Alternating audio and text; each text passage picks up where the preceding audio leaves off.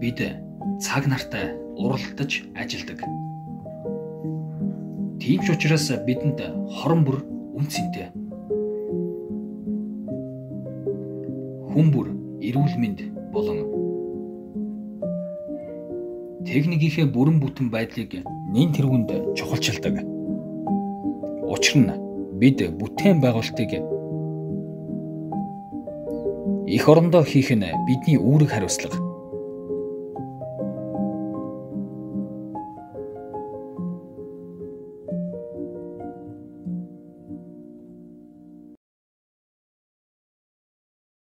Сайн байна уу, Мастра? Ажил дээр асуудал гарлаа.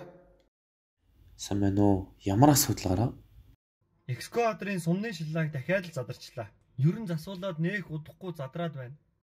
Засуулахдаа шалтгааныг нь сайн асууж, оншилгоо авъя. Шууд хост доктор компани руу явъя. Тэднийх шаланг засвар дээр илүү найдвартай. Бас шалтгааныг нь сайн тайлбарлаад өгөх байх. За хурдан явцгаах уу? Сайн байна уу? Танд юугаар туслах вэ? Экскаваторын сумны шаланг ингээд задарчихлаа. Ер нь ойр ойрхон задраад байх юм аа. Яагаад ингээд ойр ойрхон задраад байгааг нь сайн мэдвэ. Яавал дээр вэ? Тэгэхээр хамгийн чухал зүйл даралт. Хүмүүс техникийн даралтыг хит өндөр өгснөөр шаланхан задардаг. Тэгвэл даралтынхаа төвшинг яаж мэдж авах вэ? Маш амархан. Даралт хэмжигч гейж гэдэг багаж байгаа.